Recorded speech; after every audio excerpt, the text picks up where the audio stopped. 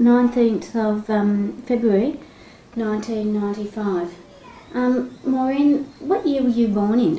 In 1926, September of 1926. And where were you born? In Erskineville. Well, actually in Newtown, but my mother they were living in Erskineville at the time. And it was like a nursing home. Like, I don't think women went to hospitals like as such. And this was a nursing home, and it was run by a sister somebody or other. And that's where Mum had me. All right. And then you came home, and whereabouts in Erskineville did you live? Well, at that time we lived down in Charles Street, and I think it was, well, the house is still down there, just a little house, you know, not very big, and we lived down there. I think we were there for a good few years, because when we moved, we then went round to Wilson Street in Newtown, which is now one of the main streets, and then from there we went to Albert Street, where we were there right up until I got married, where my mother and my brother's still there. All right. So that was only like, we had 3 shifts in all that time. And most of them were in your very early years? Yes. Oh, yes. Well, I think when we left Charles Street, I think Mum had down to, I think it was my brother, he would have been 60 odd, Jack. So he was the 3rd one. So, yeah, we left there when I was pretty young, I'd say. And what are your earliest memories of Erskineville? Just nice memories, you know. It's, well, a family, you know, the noise and the aura, I suppose, that surrounds families. Happy, music, not so much music as my father singing. He had a beautiful voice. And busy. My mother was always busy. And always wearing an apron. Isn't that funny? She did, always wore aprons. And what position were you in the family? I'm the eldest of 9. So I was the eldest. And then there were 9 of us. And there was 5 boys and 4 girls. And were they... It was a lovely mix. Yes. Real good mix. And was your mother having like children every 18 months or something like that? Well, it seems so. I don't think. Well, put it this way. At this stage of my life, I'm 68, and my younger sister is 52. So within what would that be? 18, 16 years. Mum had 9, and plus the fact she lost a baby, the only baby Mum ever lost, and that baby would have been now 42. And how did you lose that one? Oh, it happened during the birth. There was something happened when the baby was being born. I think the cord was around the neck or something, and but that was the only one that Mum had, and that was in a time when, you know, women were, you know, I think the child mortality rate must have been extremely high. And that probably was brought about by, you know, I don't think they didn't have, you know, great medical facilities for them, and I don't think the nutrition was the best, and there were just so many things that were lacking for, you know, for the ordinary mums around this way anyhow. Okay. What kind of a kid were you? I think I was a smart ass. Yeah? I'm sure I was.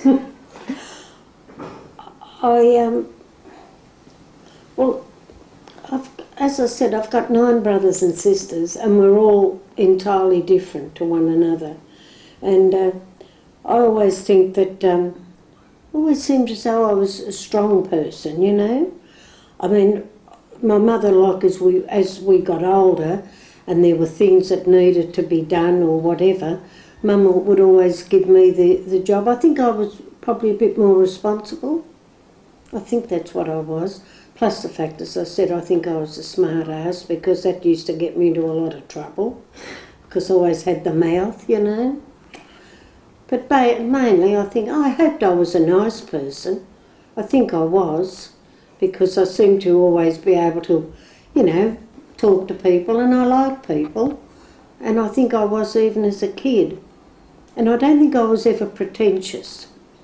And that at that time was very important, because, I mean, you had nothing and you weren't going to get anything, and all you really had was, you know, just yourself, your own honesty with yourself.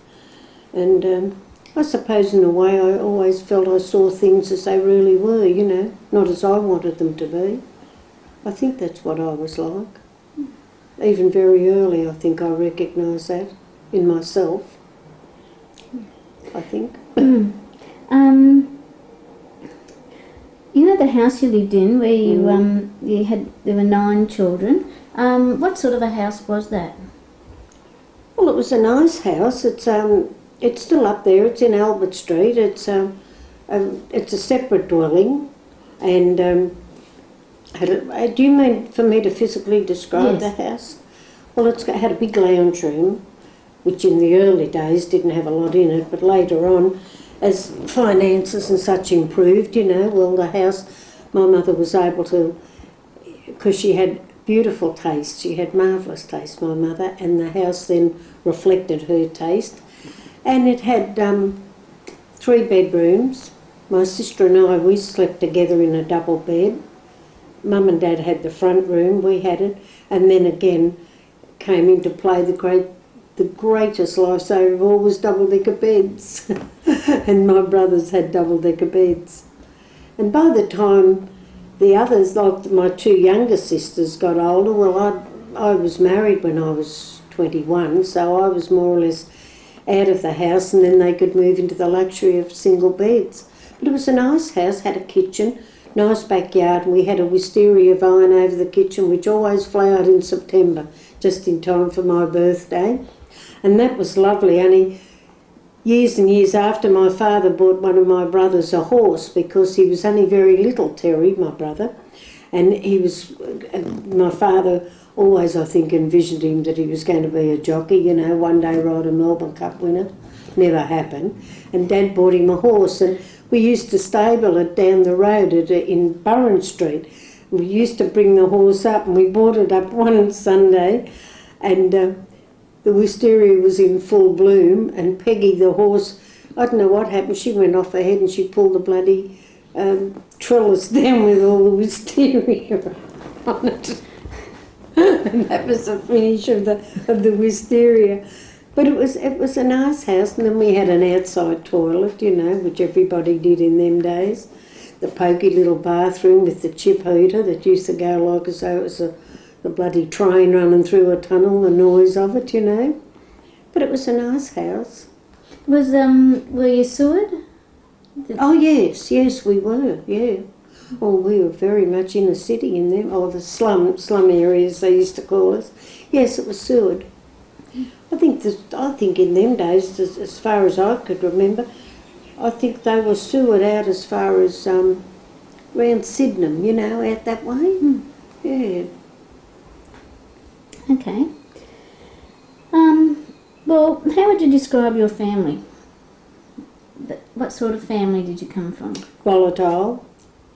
All great talkers. A lot of emotional type of people. I mean, if you had a fight, well, it was a fight, you know. It wasn't just, oh, you know, no, don't do that. It was always plenty of living, you know what I mean? You felt it. I felt it as a kid.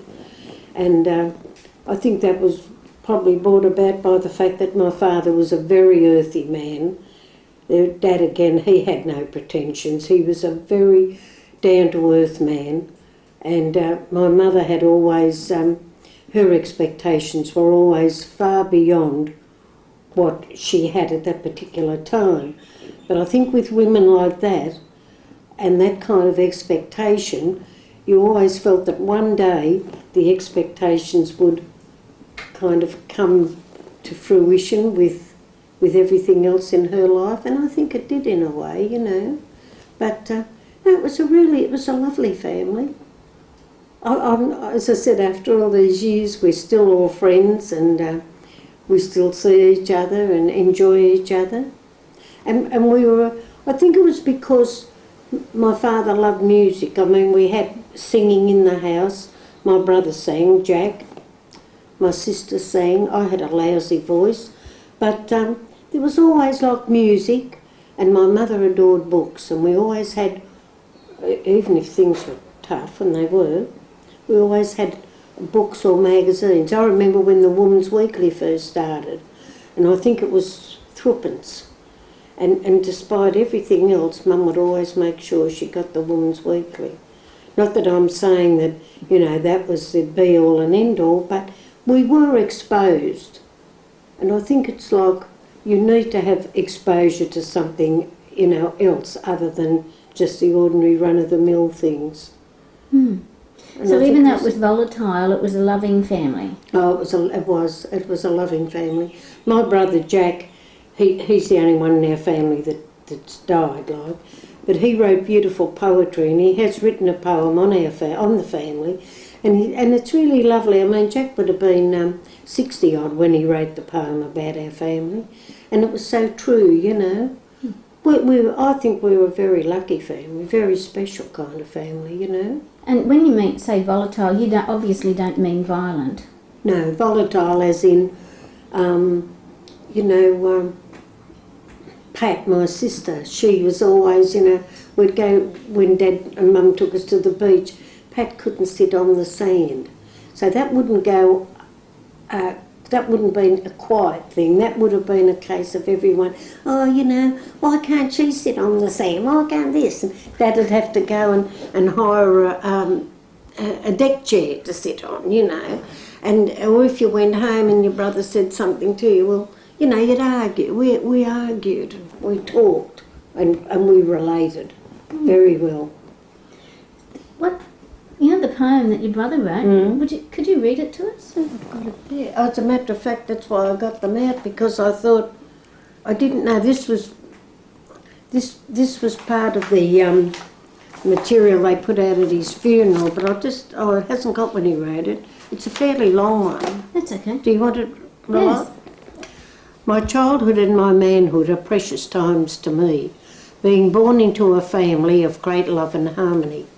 My mother and my father truly had no peers when it came to loving children and protecting them from fears. My father was the worker, my mother was the strength. Combining in their efforts, they would go to any length to provide us with the knowledge of all things good and true, and a love for one another that will surely see us through. The troubles and the hardships and every form of strife that has made us better people and has enhanced our way of life. As a family, we have tried our best, knowing we have made mistakes, and ask a little understanding from our kids who think we're great. We can't take on their failures, our family's not like that, but we will kill ourselves to help them, and you can't ask more than that. My brothers and my sisters are of a rarer kind, and you can search the world forever, and their like should never find. They are smart and they are funny, they are beautiful and kind. You can't count their worth in money, there's not enough for you to find. I remember them as children in our home in Erskineville, in a house that rang with laughter and was sad when kids were ill.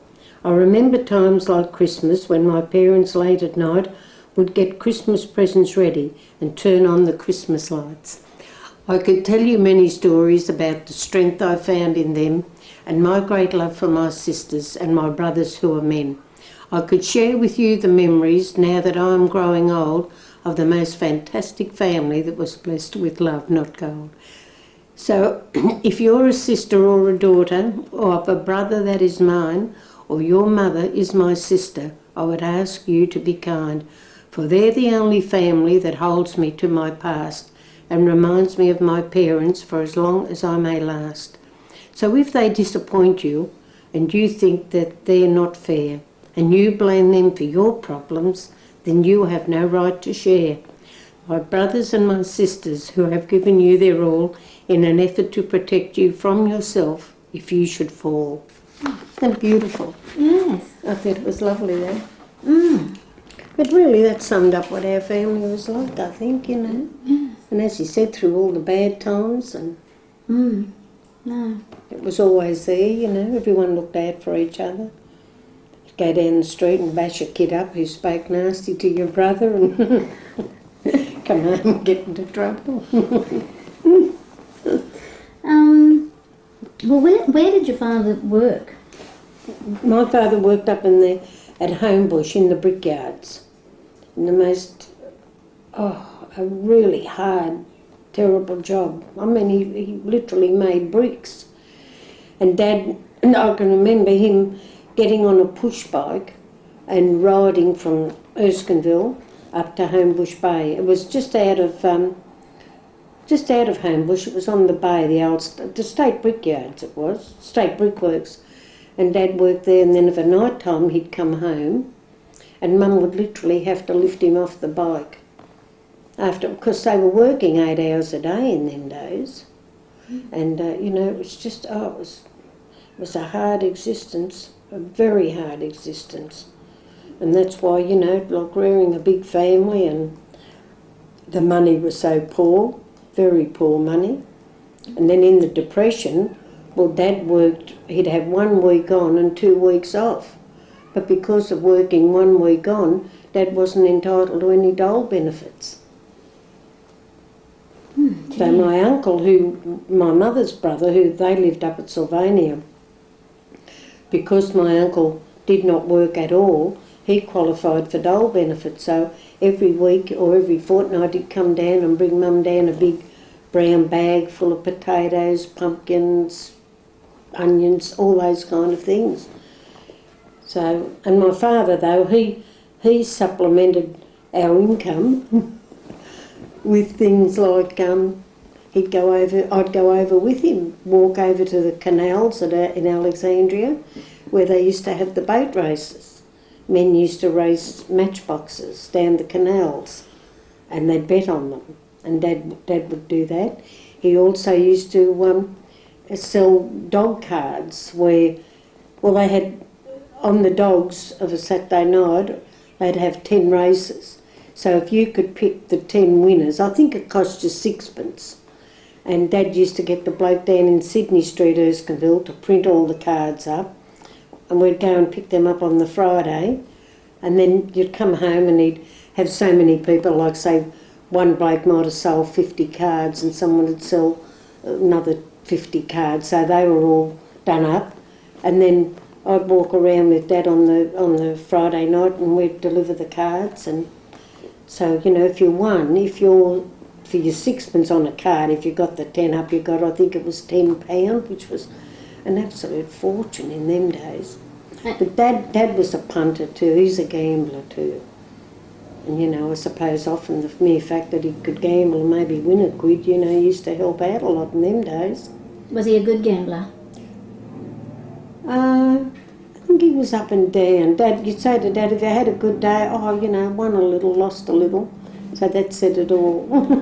You'd never know. Right, and he would be the one paying the prize from all those 6pence cards. Oh, yeah. Well, he ran it. He ran it for years, the horse cards. And then, of course, later on, him and his brothers and his sister, the 4 of them, they ran all the SP bookmaking in Erskineville. It was great. Oh, well, I used to run the bets for them. Oh, yeah. And my brother, Jack and I, we used to run, and Terry, we all ran the bets. My Dad and Mum, they operated out of Albert Street. My aunt operated in George Street. My other uncle operated in Charles Street. And my other uncle, he operated up where he lived at Auburn. That was really, but the other 3 did it all in Erskineville. And we used to run around, get the bets for every race. Was it fun? Yeah, it was serious, but it was fun, you know. I mean, I know Mum and Dad bought Jack a pumped up scooter. Well, I used to use that then to run the bets with, you know. But I mean, Terry got picked up one day by the coppers. You know, he was coming out of the house and he got caught out on the footpath, which meant he got charged with street betting. Had he been caught inside the house, he could have been charged with house betting. And there was a big difference in them days. Well, what was worse? Well, house betting was the worst. But Terry got charged with street betting. But what did he get caught with? I mean... Well, you'd go in, say I'd knock on your door, you'd have your bets written out.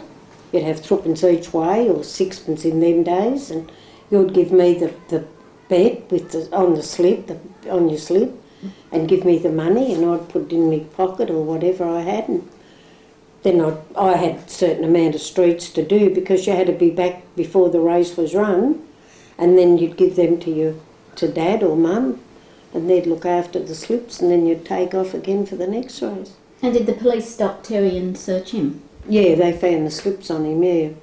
So actually that stopped Terry from being a JP for years and years. If you had a conviction, you couldn't be a JP.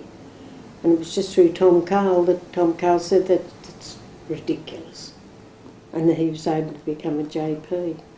But in them days, I think he got fined, I just forget now. But I mean, they were the ways that Dad used to supplement the income, putting it in a nice way. Yeah, but didn't you have arrangements with the police not to get raided or to get... Dad never did. None of them did. Never. They didn't like the police, or...? No, they were just part of your life. I mean, you could be, you'd see them, they used to do a lot of work, walking in them days. But no, it was just that they were lucky. Well, I mean, I think Dad never ever, my aunt, she got caught twice, and then they decided to give it up after that, which was a good thing, But Dad and them had been at it for years and years, Mum used to do it herself on Melbourne Cup Day.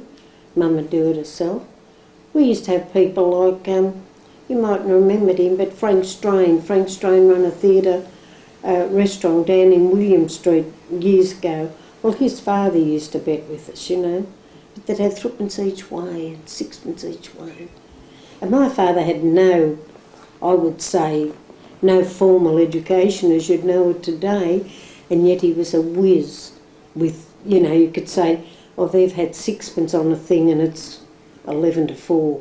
And within a minute, Dad is, bugger me dead, bloody sixpence each way. But he'd work it out. Never had a ready reckoner in his life. He was amazing like that. Yeah. I'm surprised that there wasn't sort of more competition. It was that easy to... well, the police must have known about your existence. Well, they probably did. And they didn't bother? No. Well, let's face it, it was it was a good thing. It was people, life was bloody hard enough as it was without, them moving in and making out heavy about because people were having a bet. Having a bet was a way of life in these areas, And if you weren't having a bet, you were drinking. Well, my father was never into the drink, never ever. And so, I think I still think SP bookmaking was a good thing myself. Yeah. And it was part of the fabric of this area. And how come you didn't have more competition in terms of, if anyone could just sort of set up and run a book? Well, I just think it was probably the money, Dad, as I said, Dad was a gambler and he took a risk. And at the time when there was the 3 or 4 of them, my uncle, one of them had just, I don't know whether he'd just come out of the army or not, but they obviously had a quid or two. And Dad kind of, with his gambling, I suppose he always had a couple of quid around, And you didn't need much to set up in them days. It's not like now, You'd go around for the first race, or whatever you took for the first race. I imagine, I don't know, because as you'd even imagine yourself in them days, the parents didn't discuss their business with you. But I'd assume that what we took on the first race, and people coming into the house too to bet, that come in, well, that'd probably subsidise you for the next race, I gather. And if they had a bad day, well, you know, too bad. But, I mean, Dad always had a little cunning kick. He used to keep it up in the roof of the house. For the bad days? Yeah. And there were a few of them, I'd imagine, you know. According to Dad, there was more of them than there were the winning days. Yeah. Okay, well, well, the next question, it's sort of covered, but, well, what sort of a man was your father? Oh, he was lovely. He was lovely. He was earthy. He believed in God. He believed in the trade union movement. And after that, I don't think there was much else that Dad believed in. No, he was everyone liked him, you know. He was a garrulous type of a man, and he loved his family, and he loved Christmas, and he had a lovely voice, and Dad would always be not always be singing. He wasn't an idiot, but I mean, he had a lovely voice, and we used to have lovely. Like, we'd go down to Grandma's. Grandma lived in George Street, so we'd go down there, and Auntie Nell, my aunt, would play the piano, and there, you know, Dad would get up and sing, and he had played a violin when he was younger, and one of the jokes in the family is, oh God, remember when Joe used to go to Melbourne with his umbrella, with his violin under his arm? He used to take the violin to Melbourne when he'd go down to relations and play the violin, and. But his song, the song Dad always sang was When the Great Red Dawn Was Shining. Very dramatic. I don't know it. It's a very old one. And my aunt, she used to sing and play the organ at the church. But he was a very basic man, you know. Dad never had any pretensions. And actually what you seen was what you got. And I just used to love him. I thought he was a beautiful man, great father. Always interested in what we did, you know. And I think he was a great husband to my mother. I'm sure he was, you know. Mum was the boss. But, you know, Dad was kind of... I always remember Mum saying to one of us were going mad one day, Mum always said, well, in all the years I've had of happiness I've had with your father. And she said, and I had him a bloody sight longer than I've had you lot. And that summed him up. He was always beautifully dressed, always. And in an area where, you know, to say that, he was beautifully dressed. Because it was funny with Mum always made sure he had beautiful jumpers. And Ron Bennett, he's a big, you know, they are into men's clothing and that now. But that's where his old man started, up on Newtown. Old Ron Bennett had the shop up there, and Mum used to go up, and with the orders, she, you know, Dad had a pink jumper before men ever wore pink jumpers. Always had a beautiful overcoat. And that's what, as I said to you earlier, you know, I think Dad must have thought those things just come, and yet see Mum had the ordermen, and that's how she was able to do it. And tell us about this ordermen sort of thing. Oh, they were terribly important in these areas. Well, we had Mr. Pittman from Direct. Mr. Pittman used to come every week. He had a grey dust coat on and a hat, and a very precise man. And you'd pay, I think Mum used to give him 2 shillings a week. And then we had Reg Caldwell. Reg was a bit of, I suppose, now I've got older, Reg would be the real dashing type, you know, really fitted for that kind of work.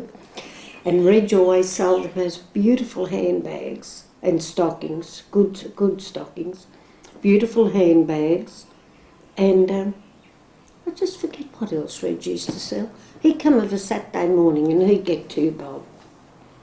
And then we had another man, I can't think who he was, but he come from Universal Cash Orders.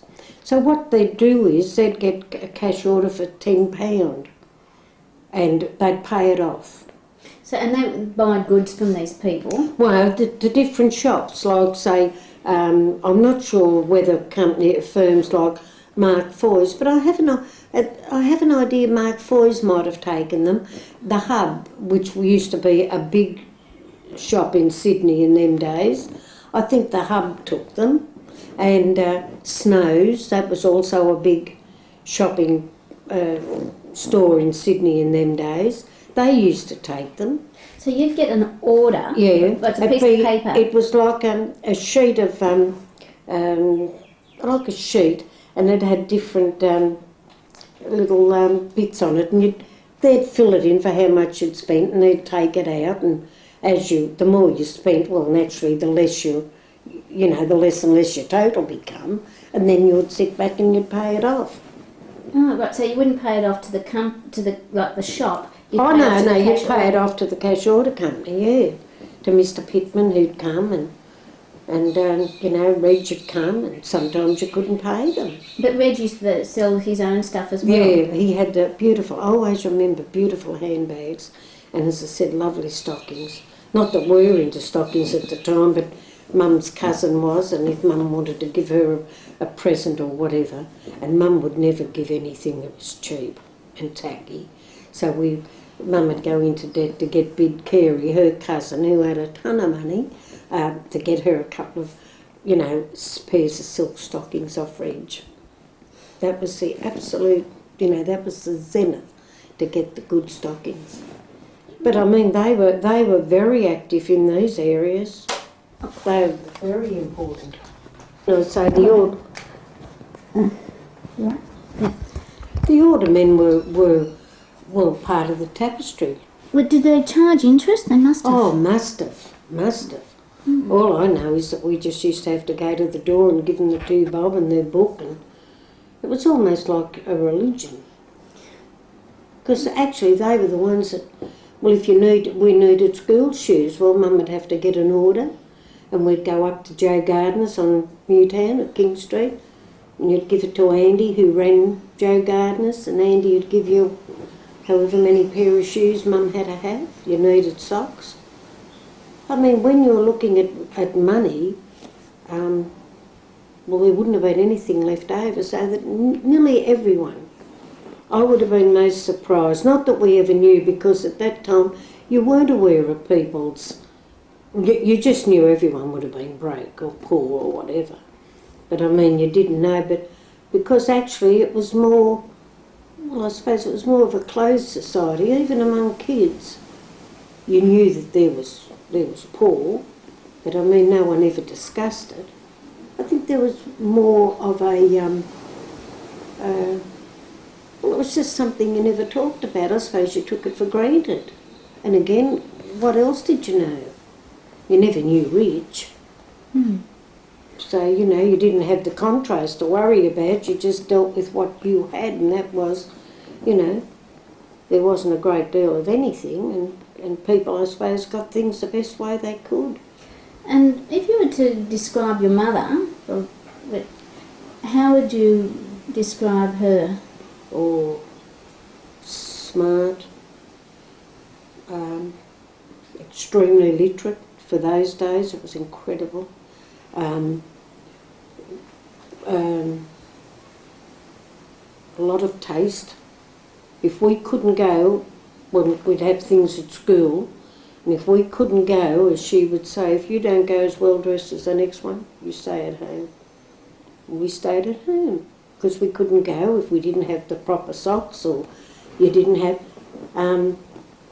you didn't go, you just stayed at home. And I mean, there was enough of us in the family. What do you need people in and out the house for? There's enough of you lot. That was probably only to disguise the fact that, well, things, we never had everything that, Mum would have liked. But she had tremendous taste in just about everything. And she always read. She was a great reader. And she contributed a lot of things. She used to send in articles in them days, as I said. Like I remember when the Woman's Weekly started off, Mum used to send in articles to them. And she won her younger brother, she won him when him and his girlfriend were getting married. She won them because of her efforts. They had a radio show on, and Mum sent in on behalf of Johnny and Molly, and they won it. And it was a whole house full of furniture or something. Oh, Mum was terrible. And I think most of us, well, all of us, whatever we are, I think, you know, we got it. Mum always, you know, you never settle for second best, and anything that was tacky, you know, was definitely not on. I was always a big disappointment because she said I always used to talk as though I was born in the flats. That's here. No, she was quite a lady, my mother. And in my husband's words, she was a bloody snob. She was a snob, and if she didn't like you, that was the finish. And you know, she was never an easy woman. I think people with high standards never are. But I mean, it was just as well for us that she was like that. Because, I mean, you know, as I say, all of us are socially acceptable. We're all very nice people. And, I mean, we can all put two sentences together. And, I mean, we have, you know, we are really nice people. And I always think it was more or less because of Mum, you know. I mean, she'd never ever, like, well, as I say, if you were going anywhere and you weren't properly dressed, it'd just be, well, you stay at home. There was no use arguing. And it wasn't a case, oh, well, you see your father when he gets home. She was the boss. And she didn't give a bugger who knew it. And she was the boss right up until, I think, the week she died. She'd be still telling us what to do, you know. They were great mothers in them days. We probably all ended up with bloody traumas of some kind or other, but by the same token, you never had any doubts as to who was the boss. My father was the heart, as my brother said. Dad was the heart, you know. You could always go to Dad and say, oh, you know, Mum, oh, I know which your bloody mother's like. But I mean, Mum, you know, literally, I mean, I think she dragged us all through the bad times, or the hard times. And she had a respect for a quid. But then when things got good, well, you know, she got the benefit because my brothers absolutely adored her. And no matter what, you know, Mum ended up, I know you've been up to Terry's place. Don't use that ever to think that was how the house was. The house was beautiful.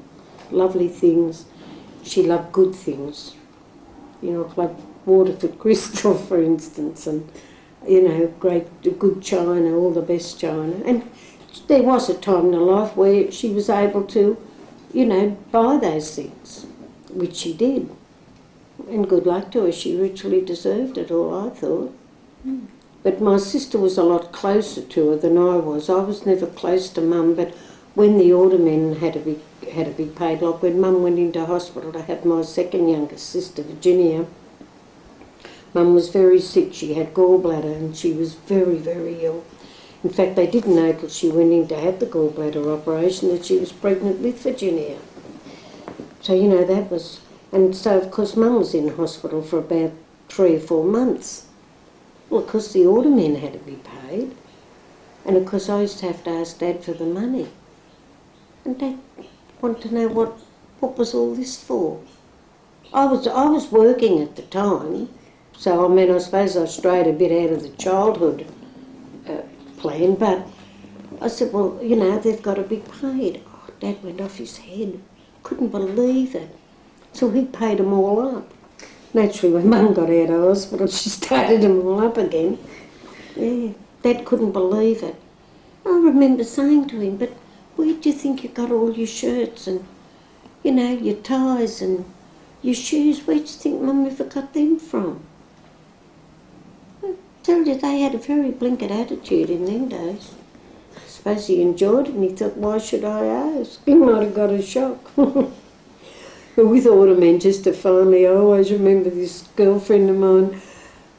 I always remember the story she told. We were talking one night about the ordermen and, you know, how important they were in your life. And Betty said, yes, I always remember. She said, Mum couldn't pay the orderman this day. And she said to Betty, when he comes, tell him I've gone up the street. So when the orderman knocked at the door, Betty's mother just like hid behind the door, but she sat on a chair and had her feet up like that, see? So when Betty went and she said, I'm sorry, look, Mum's just gone up the street, and the order man said, oh, I will tell her the next time she goes to take her bloody legs with her. Because he caught her with the leg. But they got paid in the long run. Everyone used to say at the time that like to do business around Erskineville, well, you always had to pay the doctor. If the kids were sick, I can remember Mum and Dad, they would pay the doctor. Because if you didn't, well, you'd never get them down again, probably. And we used to, and then you had to pay school money because we all went to the convent. And that was 6pence a week. Each? Each. And if you missed, you know, you always had one of the nuns get up, oh, Miss Murphy, you haven't paid your school money. Simple, you old grub. But they were great, the nuns, though, on the whole, you know. We had interesting nuns there. Mm. One of them, her brother-in-law was a bloke named J.J. Lay. He was a great grazier down in the Riverina. In fact, his horse, SRA, ran second in 3 Melbourne Cups.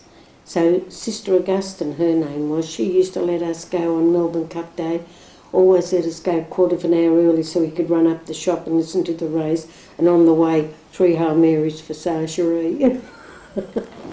Because if he did all right, he'd come down, and she never got anything for herself. She used to get, you know, he'd give her money and she'd buy food and vegetables for some of the really poor families at school.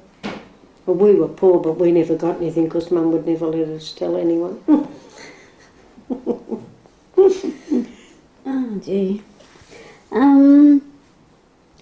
Well, you've mentioned that you're from a Catholic family. Yes. Well, you know, how actively were you involved? Mass every Sunday, communion every Sunday. All of us made our first Holy Communion. My father and my brothers were all in Holy Name. And as I got older and the girls, we all were in the Children of Mary. And you mean the Holy Name Society? Yeah, for men. That was for men. My father was in that. What did they do? They just used to have a special Sunday for Mass, and they all, you know, all the Holy Name men would have the middle of the church, and they'd just have go to Mass and have Holy Communion on that Sunday, and they had a little black and white badge they used to wear. I think they had meetings, but Dad never went to meetings. He was never a great one for structured type of things.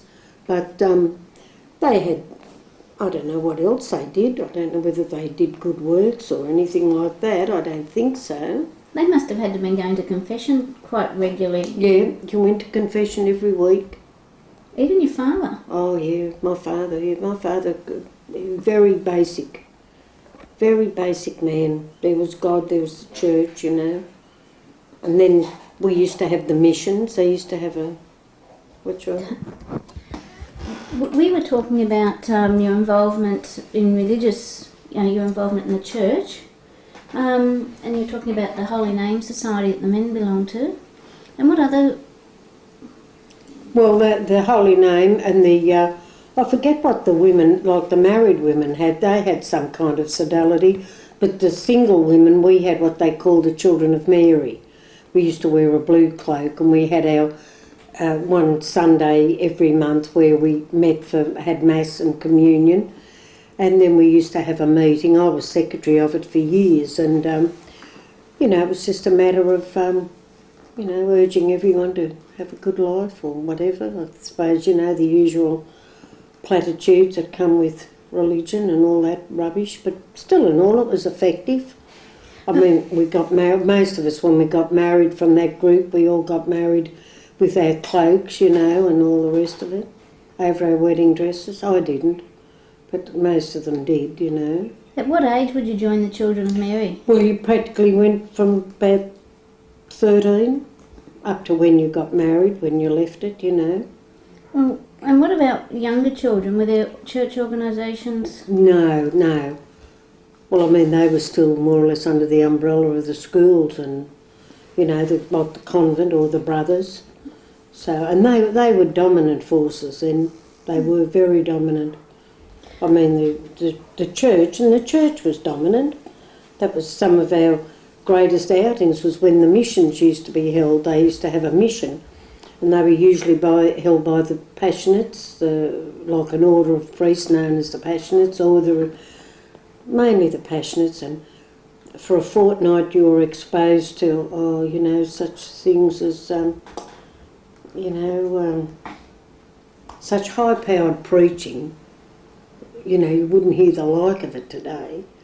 And, thunder, hell and brimstone, and, what was going to happen to you when you went to hell. We'd go home and you'd be bloody frightened, you'd be scared. They scared the shit out of you, honestly they did. All these terrible things that had happened, and if you weren't chaste, or I think it was chaste, or I was never sure whether they meant C-H-A-S-E-D or C-H-A-S-T, I wasn't too sure, but and they spelled it out, and you knew exactly what was good and what was bad. And and the church would be packed, What church would that be? Up here, the one up here at Erskineville, just the one up here. What's its name? St Mary's. I was married there. I had the kids all christened there. Made my first Holy Communion, confirmation. And how old were you when you were going to these missions? Would the whole family would go? Well, Mum would never go because, someone had to be at home with the kids, because they didn't start till the night time, about 7 or 7:30, I gather. And how old were you when you started going to these missions? Well, I suppose it had been maybe 11, 12. We used to go down with Dad. And what were the big no-nos? What was the big things that were bad? In the religion? Yeah, what were the Passionist fathers? Oh, well, I don't think anything was ever good. I don't think anything was ever happy or right. Everything, even your thoughts, was very repressive, very repressive. And, but you were scared. They'd scare the bloody hell out of you. They would. You'd be frightened. That's why all of us, I suppose, all ended up with some kind of bloody trauma or something, because, Would you discuss what happened at these missions, or would you discuss it at home? Oh, probably, I don't know, I suppose we did. I can't really remember. I suppose we might have said, oh God, wasn't he cranky on this or that, but they were terrific speakers, they were never lost for a word, and as I say, everyone you'd come out of church and be frightened to look at each other, And did your father endorse those views? No, I don't know. I don't know whether Dad was ever... I don't think he ever was kind of taken in, but he just believed in God and in the church, But he wasn't like a churchy man. You wouldn't hear Dad saying anything about a church from one week's end to the other. It was just like part of his life, like Dad would get up and go to work, and that was like Sunday you went to Mass. And he went to Mass, and he believed in what the priest told him. And at that time, I think people were, they were ripe for that type of thing. You know what I mean? I think it was probably acted as some kind of solace for them. Maybe. I don't know. But my father wasn't a churchy man. He wasn't a. He wasn't a man with, he just wasn't. He just was a nice, really nice, earthy kind of bloke, He used to have his buggers and bloodies, and that was the extent of Dad's language. And he used to help everybody, or help where he could, Well, what about politics? Yeah, well, that was the Labor Party. And that was it. Well, they used to come round in them days, and talk off the back of trucks and all that kind of thing. And, but Dad voted, but I think he was pretty much like the average Australian today. I don't think he ever believed in any of them, I think Dad always thought politicians were pretty low down the scale of things. Probably he was right, I don't know. Oh, so he wasn't actively involved in the Labor Party? No, never. No, it was only when Terry joined the Labor Party and, you know, and I joined it. The rest of our family never ever did. None of them. And did you ever hear them talking about, you know, well, in the Depression you had Jack Lang and all that? Oh, yes, I remember my aunts, Dad's sisters. They lived in Erskineville. Yeah. They were on about Jack Lang because, you know, my aunt, they had no children and I think she might have had a few bob, you know, I don't know. She just had the impression. And it's when they closed the banks or something, you know, and I can only remember all the hoo-ha that went on. I wouldn't have remembered any of the specifics, but you heard Jack Lang's name being mentioned. And by the same token, on their dining room wall, they had a photo of the great of Parnell, the Irish patriot. And, you know, his great speech, I just forget, I couldn't even think of it, but Parnell made a great speech and they had the speech printed underneath Parnell's photo and they had the photo of O'Connell, you know, the great Irish statesman. Really? Yeah. And then on the other side of the family, when we were kids, Mum and Dad used to take us up to Auburn where Mum's side of most of her family, her aunts and uncles lived up there. They were very old and we used to go up there and I remember sitting outside in their backyard of a Sunday night and they'd all recite and they'd recite, you know, what's his name, Patterson, you know, the poet, and Henry Lawson. And I remember, the first thing I ever remember was, you know, about the cult from Old Regret. And they'd sit out and they would recite poetry. Just in, you know, just like that. They'd be sitting around and Uncle Jim, it was Uncle Jim's turn. He'd recite the Lawson, the I forget the poem he used to do. Faces in the Street. And then the others, Auntie Kate, she'd recite, you know, The Man from Snowy River. And that's, you know, that was Sunday night. And you'd get the poetry, you know. Dang. And then Dad's family, well, we'd go over to one of his sisters and they had a piano and again, you know, we'd have everyone had to get up and do something. Everyone had to get up and sing. Everyone. It was very easy. You know, you're talking about the Irish heroes. How did your family feel about the British and the royal family? Well, only my grandmother, my mother's mother, I remember her famous saying, which used to be trotted out on occasion. Now wait a minute, I've got to get it right. They killed the Germans for a shilling a day and killed the Irish for 10 bob a day. I think that was her political comment on the Irish scene, on the English scene. Yeah, they killed the Germans for for a shilling a day and they killed the Irish for 10 shillings a day, you know. No, I don't know, Ma used to always say that. a shilling a day and 10 shillings a day for a shilling to kill a shilling to kill the Germans, but 10 shillings to kill the English would get a shilling a day to kill the Germans and 10 shillings a day to kill the Irish, making the Irish, you know, more, well, you know, better to kill the Irish for 10 bob a day than kill the Germans for a shilling a day.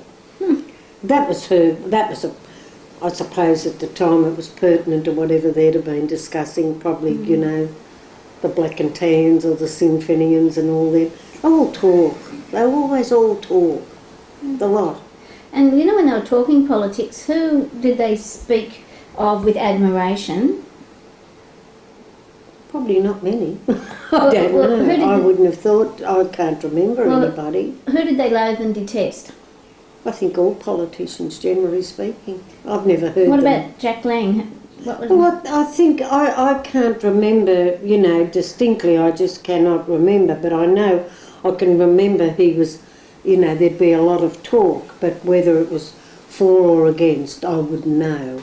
But I know my aunt, this aunt, she was always bitter about the banks because I think she must have lost money or something. I think that's probably, well, that would be the only reason that it, you know, make her enraged about anything was if she lost a quid, I suppose. And I think a lot of them did in them days, I don't know. We weren't political. Well, as I said, Dad always voted and Mum voted. But I mean, as to having, you know, strong beliefs, I think as long as they were Labor and had the blue and white up, well, that was enough, you know. Because people really didn't go, and I think mainly they mistrusted them, but I think they trusted them to do the job they were elected to do. There wasn't much soul searching, I don't think, went on, particularly in these areas. Can you remember much of any political campaigns, any election campaigns? No, not much. Not much. But I think probably what we all saw probably gave us some kind of entree into having a social conscience.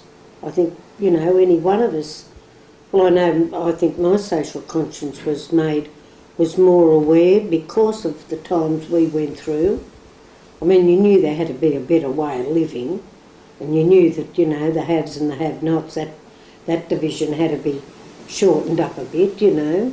And probably Terry's social conscience was, you know, it was also heightened by what he saw, because he used to be out and about all over the place. He'd be running everywhere and knew everybody, pretty much as he is today. And I think you saw the lack, and you knew that there had to be something better. Right. In the house, or at your home, what sort of discipline was used? Like you said that you were a bit of a cheeky kid. Well, you know, yelling and a clout. Oh, she'd get a clout. But across the head? Oh, anywhere. They didn't care. They weren't too fussy. Wherever, you know, wherever they could grab you, I suppose. Dad never disciplined anybody. Dad didn't. Mum would do it all, you know. She did it on the spot, not like today, wait till your father comes home. You got it, you know, as soon as you deserved it. If it was one across the face, well, you'd get it. I remember I was 16 and I'd been working. I went to work when I was 13 years and 10 months. I went to work at Anthony Borden's in the mail order. I loved school. I was at St Patrick's downtown, and that was things were getting a little easier then, and Dad and Mum sent me to St Patrick's, and I come home on the Thursday and I loved it.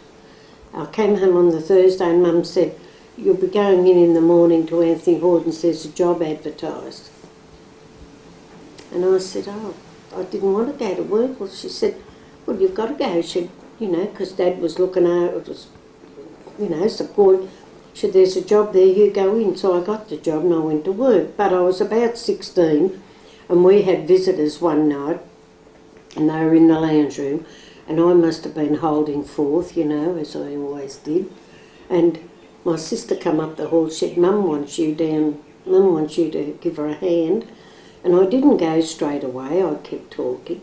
Pat come up again, "Mum wants you to give her a hand," and I finally, and Mum used to say when I was cranky, I dig my heels in, you know. Mum said the blasting started, that was me, I was making a noise coming down. As I got to the bottom of the hall, Mum was waiting there and hit me right across the face. I said, "What for?" "You in there with the adults, you're a child, you keep a child's place." That's how they, and I had plaits till I was 18, I had long black plaits. It seems sort of a brutal and shocking thing now. But it wasn't. Did you sort of get over it? Yeah, well, what was to get over? That was my mother, and I didn't like getting smacked in the face at 16, and I just didn't like it. But I mean, what was I wasn't going to tell my mother. Well, I got another one, and I mean, you kept the child's place. That's, you know, that was the dictum in our house. If you were a child, you kept the child's place. And I don't think it done any of us any harm. It sounds brutal because that's putting it into words, but the actual, I didn't harbour any resentment or anything. when after the punishment, was it sort of quickly forgotten? Oh yeah, that was it. Mum smacked me across the face. Now get out of here and help me. And that's what she did. Well, at least there wasn't a bad vibe around the place for a long time. No, there wasn't. I mean, I remember one day, something happened, I don't know, and I got outside and I muttered to myself, shut up. And Mum saw me. She was in the shed doing the washing. And in them days, you did the washing in the, in the big thing, and you had the big thing to lift all the washing out. And Mum was in there and she saw me mutter, shut up, which I did say. Because she come straight out and gave me a whack. That was it. I got caught too bad. I wasn't as smart as I thought I was. And were you expected, like, you were born in 27? 26. So, in the Depression, 32, 33, you would have been, 6 and 7. Yeah. And really, the Depression went well beyond that. I mean, it took until World War II, really, for there to be much of it. Over, yeah. Were you expected to contribute to the family financially in any way? No. Well, what about, I suppose you went to work very early at 13. Yeah. And, how do you mean contribute? Like, what would you mean? Oh, well, I jobs, the SP booking Well, money. I suppose running the bets would have contributed. Yeah. We didn't put it like that. It was just the fact that Dad was doing it, and we were there to help. It's like if your old man was lucky enough to own a shop, well, the kids all worked in the shop, or things like that. It wasn't as though it was made out you were financially contributing to the welfare of the family. It wasn't like that at all. It was just that you helped your father or helped your mother. And probably that, that terminology determined your attitude to what you did. I mean, if I was told, well, you're helping us out financially, I could have got real big-headed, I suppose, and thought, gee, I'm supporting the family. They never gave you that much of an edge. They just, you helped because it was, which is true. Well, as the eldest, you would have had to help your mother a lot with the younger ones? I don't remember doing a lot of that. I was never great with the kids and that. Remember I had to polish the floors and all that. We polished floors because Mum had lino everywhere. I only hope there's lino in heaven for Mum to be bloody polishing. But we used to have to polish the floors, and we used to come home at lunchtime from school and do the messages. And we used to, Davis now, And this is tape 2. Maureen, you were talking about the sort of jobs you do around the home and how you'd assist the family. There was polishing floors. Definitely polishing the lino floors and doing the messages, and that was about it. I don't ever remember doing a lot of things. I mean, none of my sisters, we can't dressmake, we can't knit, so we didn't get any skills off our mother as far as that was concerned, because Mum herself didn't dressmake or didn't knit, which was rather, I suppose, a bit unusual for women at that time. And but that's about all. I mean, didn't do much else.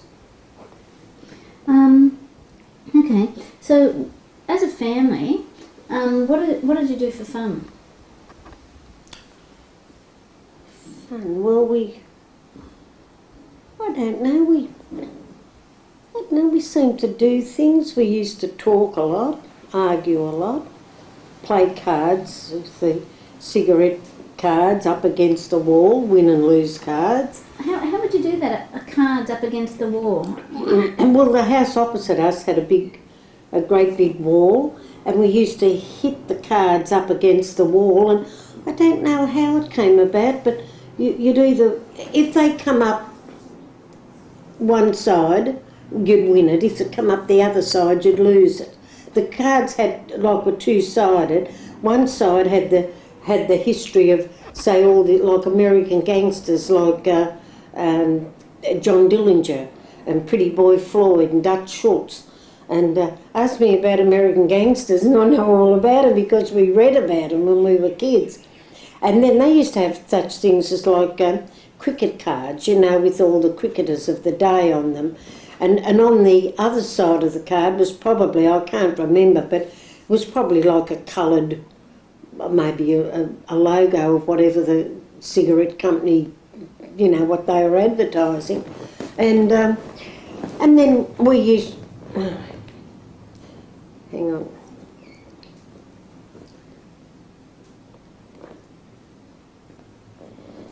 And then when the war was on, we had the trains all went past because Mum's house was right on the railway line, and the trains used to be going past with all the troops that were going into town, you know, to go on the troop ships. We used to sit up on the toilet roof and would all sing, you know. And my brother had a beautiful voice, and he used to sing "When There's a Rainbow on the River." There was a singer out at the time named Bobby Breen, and Jack used to sing this "When There's a Rainbow on the River." And we used to just sit up on the toilet roof and wave to the troop trains as they were going. And then Dad used to, we used to, not early in the piece, but he always used to take me to Bondi with him, and he used to go out there surfing with all, you know, mates of his from Erskineville that I suppose they were only young men at the time. To me they seemed terribly old. And we'd go out there and we'd catch the tram from the railway and go out to Bondi, and they'd all surf. I can always remember coconut oil, because they used to put coconut oil on themselves to stop the sunburn. And then if I got sunburnt, Mum used to put a tomato on me, cut a tomato and rub it on you. And but to this day, if ever I smell coconut oil, I remember Bondi Beach. Isn't it funny? And did the whole family go out there? No, I used to go out with Dad. He'd occasionally take Pat and I, and but no, all the family didn't go. Mum stayed at home and she minded all the kids, the rest of them, you know. And we used to go up to the Pictures. The Pictures was up the top of the street. I think it was Thruppence Inn. What theatre? It was the Hub, and they had the Hoyts up on King Street, so we used to go to the Pictures. And I think, as I said, I think it was Thruppence Inn.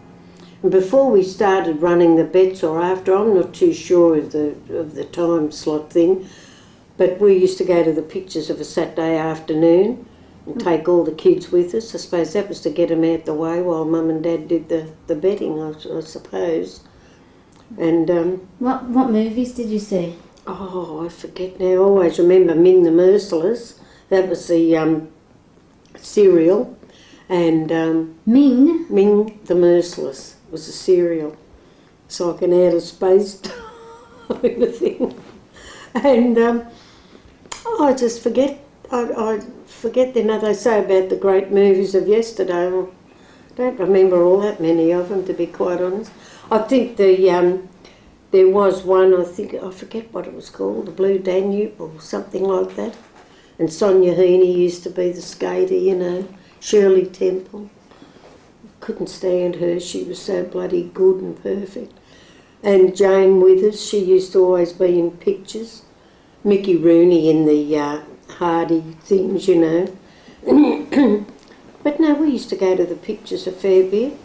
And then we had a priest up here at the time, Father Breen. He was a lovely old priest, and it was the first year before the war that the Venus Boys Choir come out here, and Father Breen paid for all my class, I can't remember which class it'd be, to go in to the town hall to hear them. And it was just magnificent, you know, to go and hear a concert like that. It was beautiful. I never forgot that, and I never ever forgot how great it was to think that a priest in them days would have given us an opportunity to go and hear something like that. And the school, like every year, St Patrick's Day sports used to be on. That was the highlight of the year, because all the Catholic schools attended the St Patrick's Day sports at the, I think it was at the sports ground. And I always remember St Anthony's Clavelli always won the prize for the best choir. And they always had cream skirts and brown blazers. Very upmarket, very upmarket. What are they doing having a choir at a sports day? I don't know. I really don't know. I mean, you know, you never ever asked, it was there, and that was it. But, no, it was always something to do, though, you know. And as I said, we were all readers, you know. We had whatever books were in the place, and we all read, and nearly all of us read, I think, and there's always seemed something to be doing, or it was getting done, you know. In a typical evening, so you'd come home from school, and after did you have your main meal in the evening? Yes, that's when Dad was home from work, yeah. Okay. What would you do after that evening meal?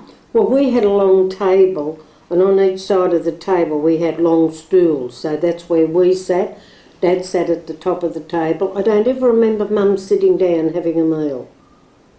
Don't ever remember. And we'd sit there and we'd all talk and, you know, talk away, and then we used to have to do homework. That was always insisted upon. We did our homework. Then I gather we must have gone to bed. What about in the summer holidays and... Well, we didn't, you know, I think we just played around at home. We didn't go anywhere. We didn't have such things as a holiday. And my grandmother, Mum's mother, Ma, she was very good. She'd take you into town, and she always took us to the Anzac Day March. And, well, not so much to the march, she'd take you in afterwards so you could see the cenotaph. And that must have been... It was great, because there was always the aftermath of the march going on, like the pubs in Pitt Street, like there was the old, Adams's and a couple, I can't think of the pubs.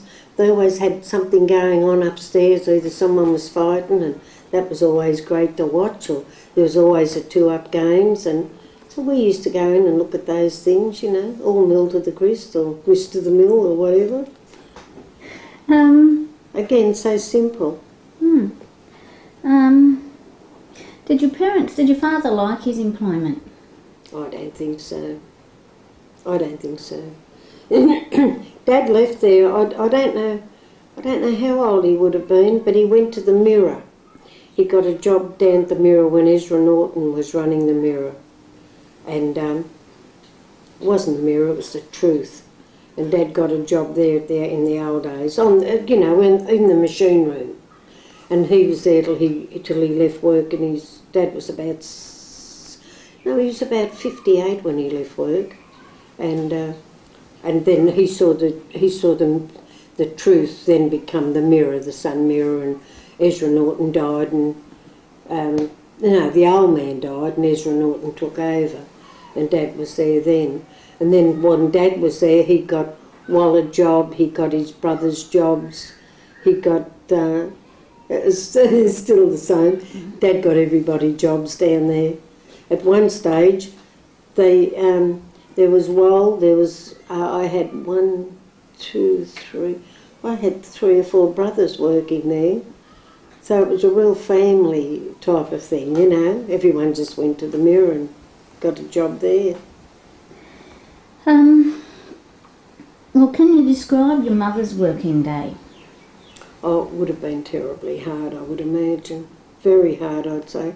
Because, you know, forget about modern appliances. I mean, just a thing like doing the washing would have been enough, you know, just enough in itself. There was 9 kids, and then there was Dad, like with work clothes, and I mean, to stoke up the bloody copper, I mean, that would have been a job in itself. And then there was the, you know, beds to make and meals. I mean, we used to do the messages. Mum never done messages. We used to come home in our lunch hour, and Mum would have it written out, and we'd have to go up to the butcher's on the road.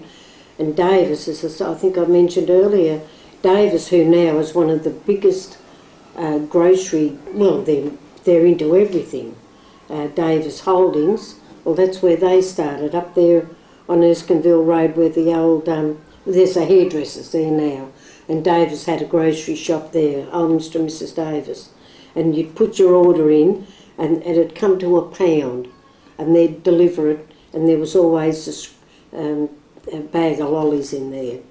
But we did the messages, and there was the old ham and beef shop, no metwurst or salami or Polish salami. It was pork frites and Devon and ham, and he used to slice the ham off the bone. And so we used to go up and do the messages and take them home. And Mum was a very good cook. Mum could make a meal out of nothing. If Mum had 3 eggs and a bit of cheese, you know, you'd end up with a meal. And that's one, Mum was really good at, you know, cooking. Did people mostly do their shopping sort of virtually on a daily basis then, rather than... Yeah, we did. We did. Well, there was no supermarkets. I mean, the concept of supermarkets couldn't even imagine. When you see supermarkets such as today, you know, never had anything.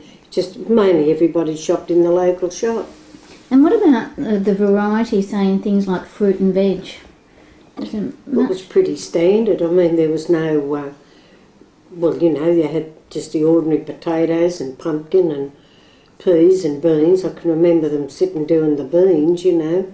Actually, I always imagined doing beans and peas was like a social activity. You know, I can remember my aunt sitting there doing the peas and beans, because you had your colander and you had your knife and you had your peas and beans in front, and they'd be sitting talking and doing the peas and the beans. But there would people go over to other people's houses to do that? We didn't. Mum never did. We never ever did. We never ever went into anyone's house. No. But your aunts would come over? The aunts. There was my grandmother and my aunt lived down in George Street, and they had one of their my aunt's sister-in-law lived just up. So they used to, I gather, would get together, and when they got together would do the vegetables and things like that, you know, while they were talking, and then take them home and have meals ready for when their husbands got home from work. No takeaways, of course, not even the mention. No one would even know what a takeaway was. Well, with your mother, would she get up? What time would she get up in the morning? Well, I would have supposed she'd have got up when my father was going to work, because, you know, they got up and they either had, I imagine Dad would have had a breakfast, I don't know, but maybe it would only be a cup of tea and a bit of toast, but Mum would have had to get it. Dad would never have been able to make himself a cup of tea. Never. As Mum used to say, your father couldn't hang a bag up to a lavatory wall, which he couldn't have. No, I don't think men did in them days. Because, you know, there was always the wife there, and that was what she used to do. Right. Do the work and look after the house and look after... That's why now I see my sons, they go out, the kids go with them, the wife goes with them. But when we were growing up, or when we were little, Dad would take me to the beach, which must have been a big concession on his part, and Mum would be home with the kids. Were you a favourite, or was it just to get you out of the house? I don't know. That was never explained to you either. No, it's probably just, you know, Dad, I could imagine Dad saying, I'll take Maureen. I was the eldest. I suppose I was house trained. And you know, I suppose I knew how to put my pants back and forth if I had to go to the toilet, and I wasn't going to cause him any bother. Plus the fact I love the water. And, you know, I suppose that's what it was. Again, I suppose it was just nice and convenient. And you know, your mother, in those days, did they have special days for doing particular tasks, like washing days? Well, I think washing day was usually a Monday. I don't know why. I always have it in mind that Monday was the wash day. And then the rest of the week always seemed to me as though they were working, you know, doing... Well, they always used to tell you about how much work they had to do. Well, what time would she go to bed? Oh, probably, I don't know, I suppose 10 o'clock at night. No TV. Wireless, I suppose, was... I don't know whether wirelesses were that interesting. Mum used to, as I said, Mum was an avid reader, so she probably would always be able to find something to read. Can you remember her having much time off? Or what she would do in her spare time? No, I can't really. I can't. Like, it wasn't like as though, oh, well, you know, Saturday afternoon Mum will do this, because it just seemed to me as though it was an ongoing thing, like every day it was the same. It mightn't have been, but from where I was at my age, I think I looked on it as every day was, you know, work, work, work. Sounds horrible, doesn't it? Well, how did the depression affect your family, say your father? Yeah. Well, I'd imagine it would have affected them badly, because, as I said, like when Dad was getting 1 week's work and he'd be off for 2 weeks, so that meant he couldn't get any dole or any assistance at all. So I would imagine that the depression would have affected them greatly. But you can't remember anything, like, or the impact on your mother? I can always remember my uncle bringing down the big bag of potatoes. It was always like a real gala event when a big jacket arrived with the bag, and there'd be, I always remember the vegetables coming out of the bag, you know. But I imagine, though, the impact, I know my uncle was living with us at the time. Now, however he come into the family, he was my mother's younger brother. I don't know, but I remember at one stage he was living with us. In fact, I think he lived with us up until he got married. And he was to start work on the Monday. And I always remember all this here was all park. And it was very heavily wooded. There was trees everywhere. And my uncle fell out of the tree up the top end there where they had tennis courts. And he broke his arm. And I remember that was a tragedy, because he was to go to work the next day and earn some money, and of course he couldn't go to work, he broke his arm. I always remember that was a terrible thing, you know. It was one of them real big things that happened. So it must have made it had a big impact, definitely. And are you saying that actually in the 30s here, where the Swanson Street flats are, was actually wooded? Yeah, it was all a big park. They had tennis courts up the top, from, you know, the church up there. Well, is that St Mary's? Yeah. Well, that was all tennis courts along there, and then down on this end, on the Ashmore Street end, they used to have an oval there where Metters was one of the big industries here at the time, and they used to have an Aussie Rules team. Because my grandmother, my father's mother, she used to follow Aussie Rules, and we used to go over to this oval here, and they'd play Aussie Rules there, the Meta side. They had a good side at the time.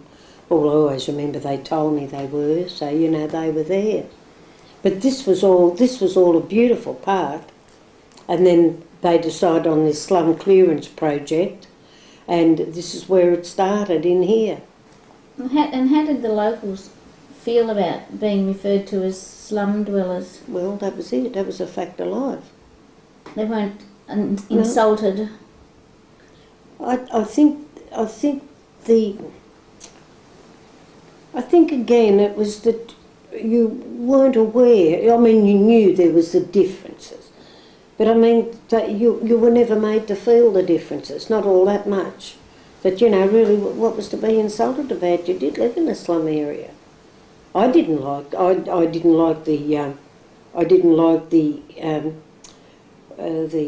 idea that we were less than anybody else, but it was a fact of life. I think we were a lot smarter in some ways, you know, and yet a lot stupider in others. I mean, we were prepared to accept whatever anyone told us, but then I don't think we were in the minority. I think there was a majority of thought in them days, you know. You live in a slum area and you belong to the slums. You never question, I mean, what right did people have to say that to you, or to label you as coming from the slums, you know? What right did they have? Then I guess if they were paying the bills, and there was a lot of factories and such in these areas, you know, a lot of factories privately owned, like rotten soap factories over on the canal and things like that, and they were paying the bills. I suppose they were the ones who could, you know, say what was slums and what wasn't. And yet a lot of those people that ran or had private businesses, they were the people And people in this area today wouldn't believe it, but they were the ones that they can thank today for childcare as it exists today in this area. Because a lot of those women who they would tell you come from Silvertail areas and were Silvertails, they were the women who could see the need. And they could see the need because they were outside of it. I mean, we were here. They were people who were very rich, very wealthy people, and they could see the need for childcare in these areas. And it was through them women getting together that was the cause of the onset of childcare in these areas. And yet today people wouldn't believe that, but they were, because they had the time, they had the money, and both those things brought the expertise that was necessary. And I mean, I remember I met one of them all years ago when I was involved with the council. And it was through them that it was like the rich women, or the more dedicated women, professional women, who started off the Racial Foster Hospital up there at Redford, which even today, despite all this, you know, knocking the hospitals and is still would be a landmark among hospitals. It was there for women at the time, only treated women and children. It was there for women, looked after them beautifully, and answered a need in this area for that particular type of hospital. So, you know, in them days, despite what people said, there were people among the wealthy who had a social conscience. And well, this nursery over here, the Lady Gowrie, that was brought about by a group of women, similar, like professional women, as well as very wealthy women. And there's only one of these Lady Gowries, or there used to be, in each state of Australia. And this was always the showpiece, this one. Well, Lady Fairfax, that was Vincent Fairfax's wife, she was the president over there for years and years and years, and put so much of herself into it, you know. And of course now, you know, I don't suppose I even remember those things. But she was marvellous, that Lady Vincent Fairfax. I was with her years after, on the board of the Racial Foster. It was when they widened the board to include like a representative of the neighbourhood or whatever, and I was a representative from the neighbourhood. But as I said, I recognise the work that she did for years over here at the Lady Gowrie. That's changed now altogether. Just to finish up on your family, would you say that your mother and father were happy? Yes, I would. My father was. Dad was ecstatic. I mean, I think Mum always thought the grass was greener, you know, and I always felt that Mum probably would have been quite happy with maybe two children. I don't think Mum was ever, you know, the earth mother type. She wasn't really. And you didn't blame her. I mean, she was a woman.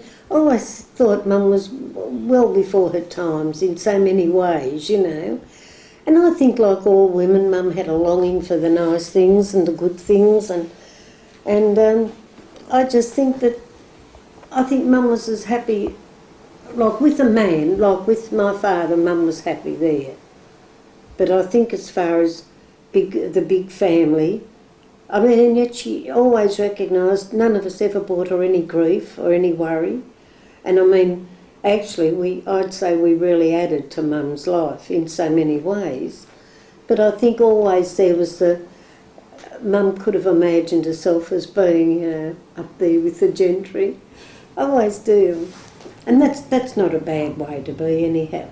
Much better to have those kind of expectations of yourself than to have none, or to do what so many poor bloody women in these areas did, just caved in and, you know, used to see them around, you know, and they'd have the slippers on and, you know, shapeless. Everyone wore shapeless dresses.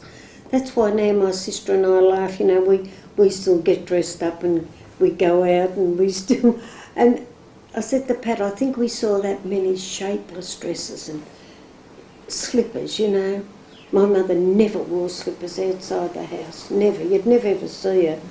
And if she have aprons on, but anyone knocked off, it'd come the apron, you know.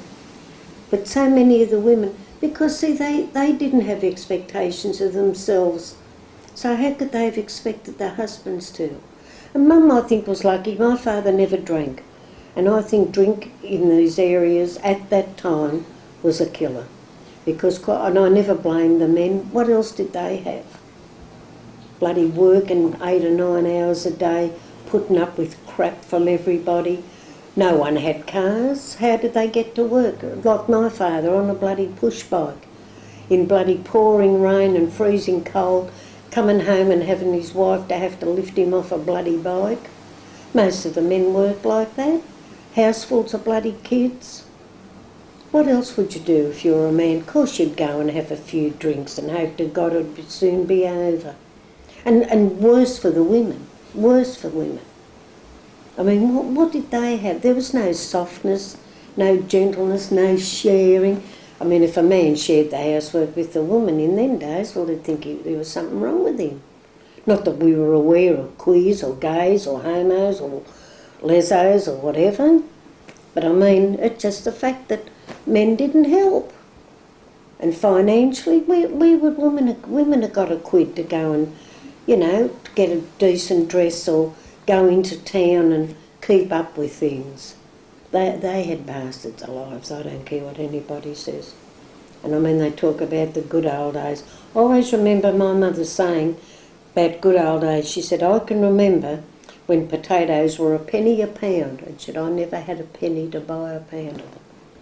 So everything is in relation to whatever it is at that particular time. And I always think with women, I can remember this woman, she used to live just around the corner from us. Great, she must have been 6 foot tall. And she used to wear her hair drawn right back in a little skinny bun about that big she'd have on the back of her head. 3 great big strapping sons. She was as ugly. And yet, I often think of that woman, and she just existed. I'm sure she only existed. Could never imagine there'd be any joy in her life or any happiness. And I thought, now you take that woman and bring her up to the present day. I mean, look at the changes. I don't say they're all for the good. I don't like a lot of changes today, but I mean, her life would have been a lot richer than what it was in them days, And even now, looking back, as you've forced me to do, which I have done the last couple of weeks, I mean, I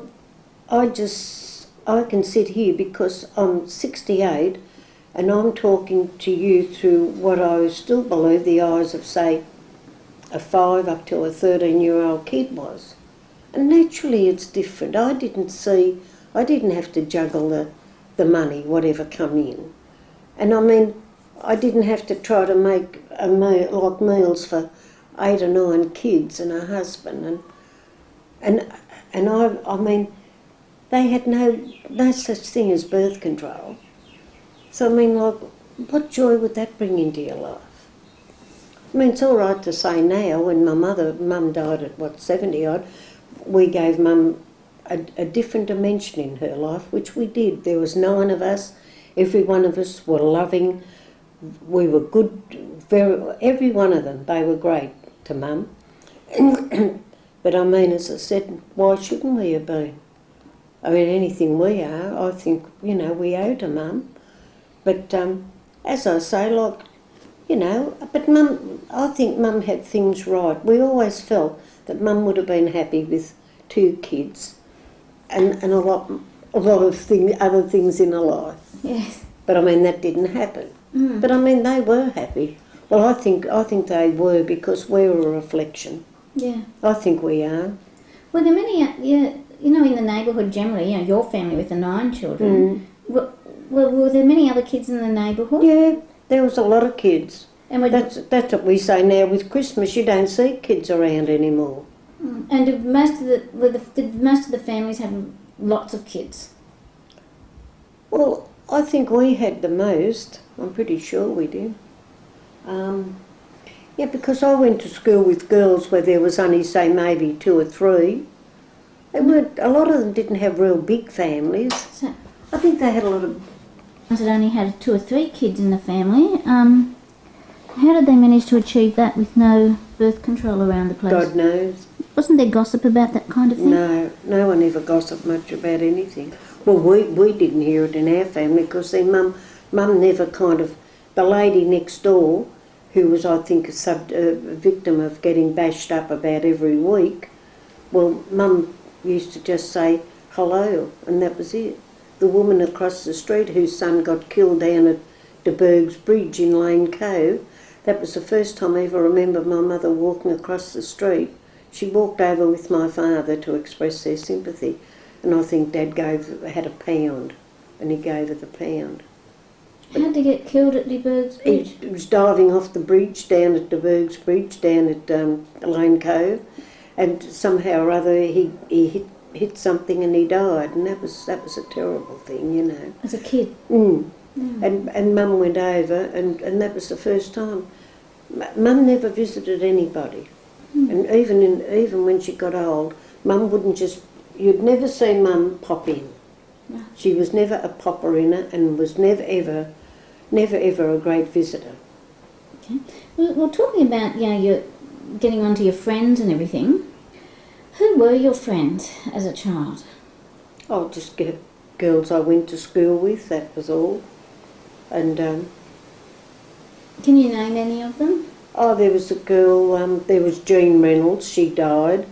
When did she die? Oh, only very young. I just forget, I think it was after we were married, she died. And there was another family of Murphys down in Charles Street. That was Valerie Murphy. And there was the girl Loveridge's, that was Val Loveridge. And that was about it. Oh, you know, there were other girls, but I couldn't remember their names now. Okay. Well, what did you do together? We didn't do anything really spectacular. I mean, with school we used to do physical culture, and I remember going to languages, which was down in George Street. That was the big studio of languages. They were called a health studio or something in them days, and we used to have physical culture displays and that. And the school was picked a couple of times, and we went down to that. And was it like gymnastics or something? No, just like physical exercises, hands on your shoulders, up in the air and out and all that kind of thing. And that was it. I think we all got a badge or something, which was a highlight, I suppose. And was it all coordinated in time to music or something? Yeah. Oh, yeah, we did it all to music, and we had a uniform, a blue pleated tunic with white socks or sand shoes or something. And that was about it. I suppose we used to talk, I don't know. I think talk was the greatest and cheapest commodity around at the time. Well, what about, say, out of school? I mean, did you... No, we went straight home. What about the weekends? Would you go and visit your friends? No, we didn't visit. Really? Mm. We didn't visit friends. We might have, as I said, we'd do this terrific journey up to Auburn, which was, when you think of it, and we used to do a terrific journey to Sylvania, which meant you went to Cogra by train, and then you had to wait. I think it was a trolley car or something very old-fashioned used to take us out to Auburn. Used to go over the Georges River Bridge, and my uncle lived the first house over the bridge, and we used to go there for Sunday. And my aunt would be there. She'd see the trolley coming, and she'd put the scones on, and she never wore shoes. Real hicks. Oh God, hicks! You've never seen anything like it. They come out of the bloody hills, I think. But that was Mum's brother and his wife and their kids. No, at Sylvania. At Sylvania, yeah. Well, with your friends, did you have any games, special games that you'd play? Not really. No, I don't ever remember any. Well, how far could you roam? Did you roam around the neighbourhood at all? I never roamed further than the school up there. Did you ever nick school? No. Oh God, no. I'd have been terrified. No, if you come from over here, which was Alexandria to us, that was really foreign. It was so insular. It was insular. Actually, in a way, other than you lived in your own street or even in your own backyard, And that applied, like a lot of kids roamed around. I'm not saying they didn't, but we weren't ever encouraged to roam around. Was it just the girls in your family? Or No, with the boys as well. But as we grew older, of course, that was, that changed. I mean, we did extend ourselves. I think I was about 13. I was allowed to go up to Newtown. St Joseph's up there had a big debating society, and I was allowed to go up there and join the debating society. I was about 13. I think it was before I went to work, so I was allowed up there.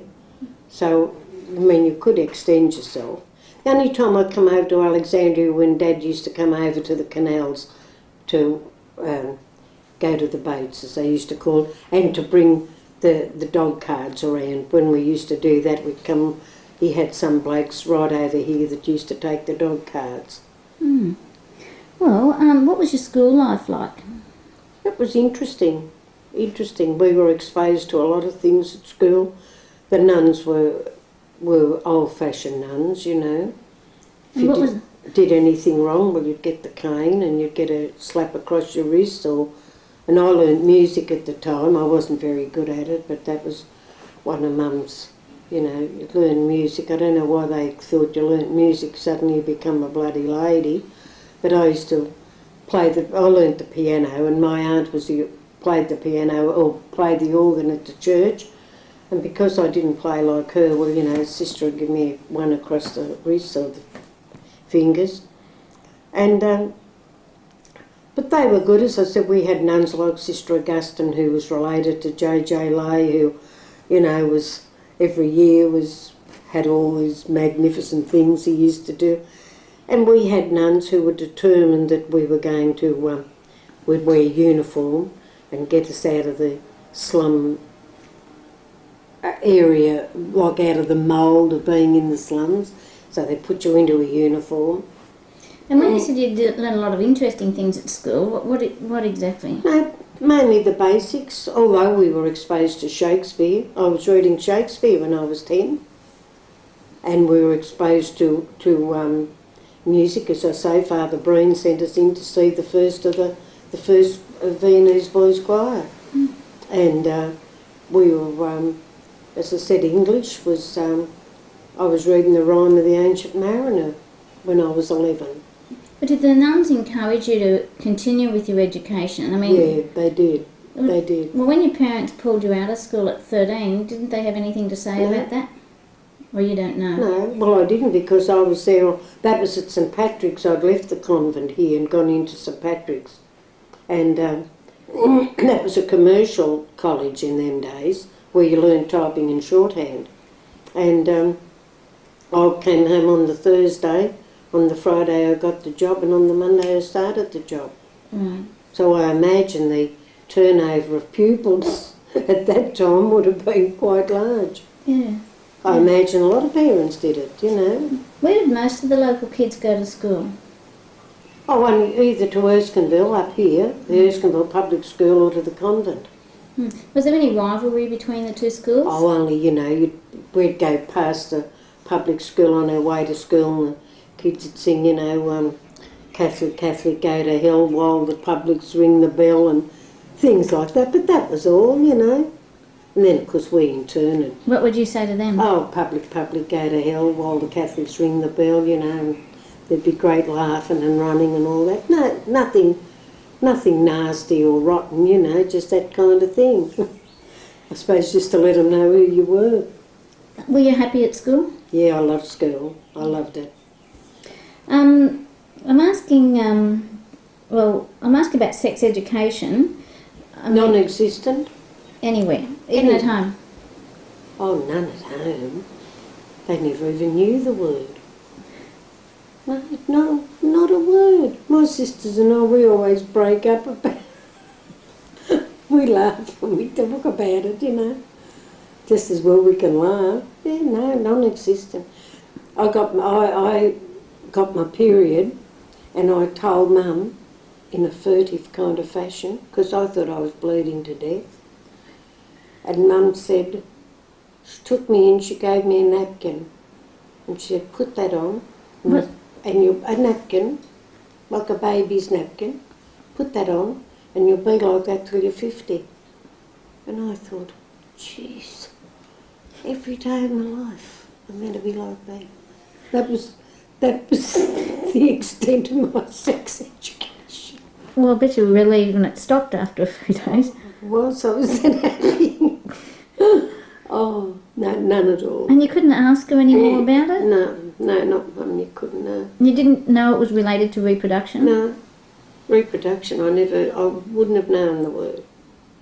No wonder I ended up with 8 kids. You must have figured it out somewhere. Yeah, by hit and miss, I think. No, there was no... We all laughed. Virginia, the one that just rang, well, Gin's 53, and that's she laughed. She said, you know, Mum never improved in all those years. Never. Yeah. Well, I don't think anybody ever heard of, you know, there was no sex education. Well, not in the schools, not in the Catholic schools. Oh my God, no! If anything, it was more to turn you off. You know, if you looked at a boy, or, you know, God forbid, if you looked at a boy, or, well, you weren't even allowed to think about it. And certainly, I don't know, some homes might have been a bit more aware, but our house wasn't. Well, as my sister said, sex was always that number between 5 and 7. Well, what about anyone? Well, you would have noticed pregnant women around the. My mother was pregnant most of her life and all of my life, and I never ever knew, never. The only time I did was when Mum was when she had Virginia, and she went to the doctor in Macquarie Street. We were affluent by then. And he told her she had to go into Lewisham. He was going to take the gallbladder out. And Mum was very sick, and my aunt took her up.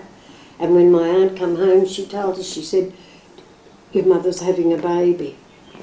And we nearly died. Couldn't believe it.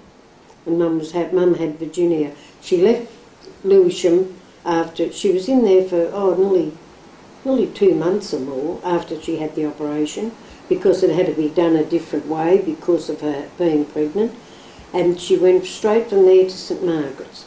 And so Sister Anne was in charge of St Margaret's at the time, and Mum was in there for over a month, and she had Virginia there. What about girls who got into trouble, you know, or got pregnant then? I mean, it was viewed as trouble. Well, nobody ever, you know, you never ever knew. We only knew of one, and she got married very early in the piece. I think all the ones you heard of who had appendicitis, I think that was the word for, you know, if they'd had an abortion or anything. And I don't know that for a fact. I've only put that together as the years went on, because there seemed to be an awful lot of women with appendicitis. But if they were having abortions, they would have had to have them backyard jobs in those days. Well, they were all backyard jobs. Oh yeah, even when we first come here. And I've been here over 40 years. Woman up there, she had a backyard job done. They were all backyard jobs. The only one that was ever in practice was that doctor out at Coogee. And then that wasn't, you know, I don't think that was generally known. Probably among the rich women it would have been, but it certainly wasn't, you know, generally known. But I suppose every place had their backyard abortionists. And were you aware of people that didn't survive them? No. Okay. Okay, getting on to the general community, what sort of ethnic mix was there? None. What's no, just Australian. Okay. Had some Chinese right over near Mascot with Chinese gardens, and there wasn't any. I think we did have people who ran the pawn shop up at Erskineville years. Oh, I was only a kid. I was trying to think of their name the other night. Couldn't think of their name, but I have an idea they would have been probably some kind of ethnic. I don't know, but they'd have been Australian, whatever, you know. But there was no ethnic mix at all. Were there any Aboriginal families? Not so much in here, but out on the around over here near Alexandria there was.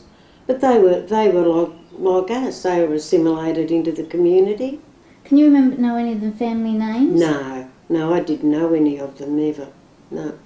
Were there Aboriginal kids at the school? No. Not when I was there.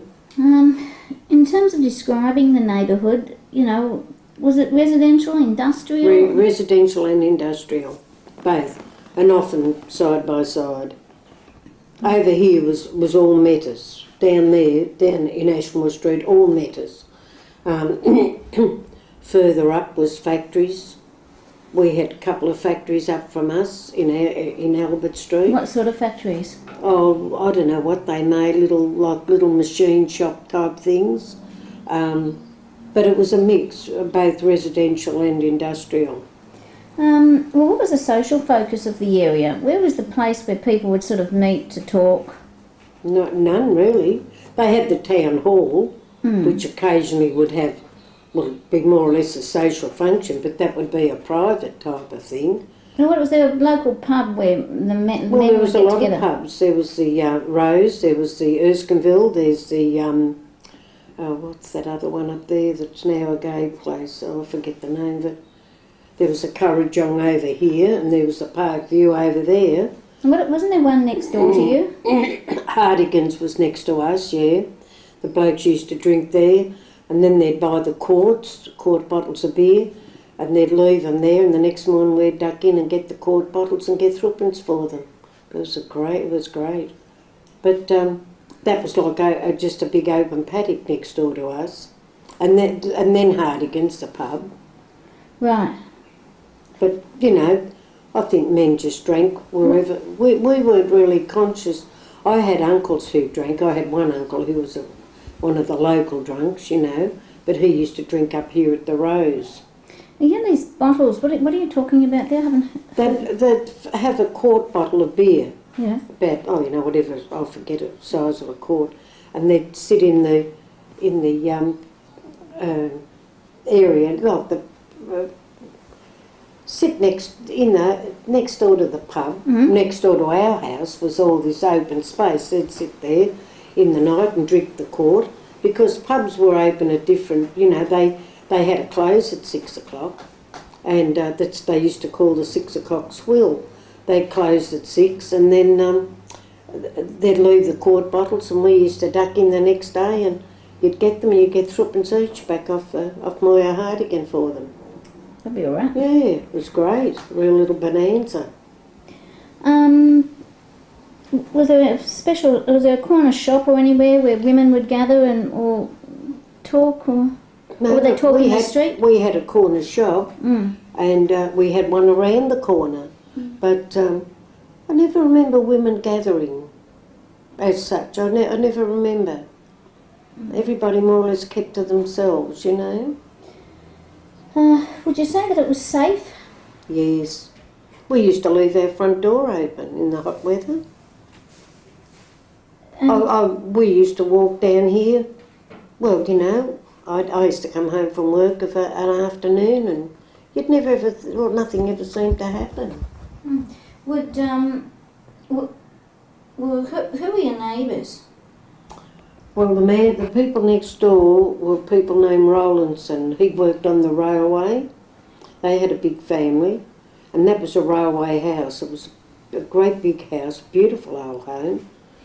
And we had, well, on the other side was just a hotel, Moya Hardigan, who was a friend of my mother's, and Mum used to do a lot of beading for Moya. Moya was very social, and Mum used to embroider like chiffon evening dresses and that for her.